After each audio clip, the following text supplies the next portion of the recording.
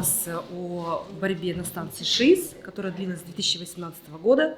Выставка будет передвижная, потому что, во-первых, протест он народный, участвовало огромное количество городов, сел, вообще России, да, не только Республики Коми и Архангельской области. Мы были уверены в том, что никакого ШИСа не построят, да? Мы знали это прекрасно. Сколько угодно могли люди говорить о том, что все равно построят. Вы там, конечно, бухтите, но все равно будет так.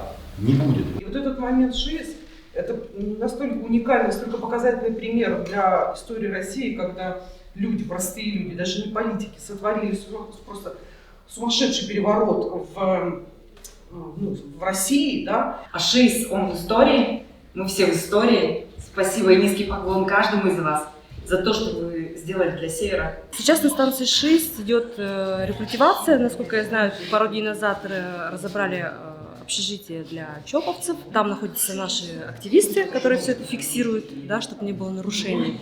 Проект однозначно закрыт. Он не возобновит в ближайшее время, это точно. А то, что идут вот эти работы, они, конечно, идут, как мы все видим, с нарушениями. Но это для нас не новость, что у нас власть работает опорно, и в данном случае мы это все видим. И если мы надавим вдвоем, то стены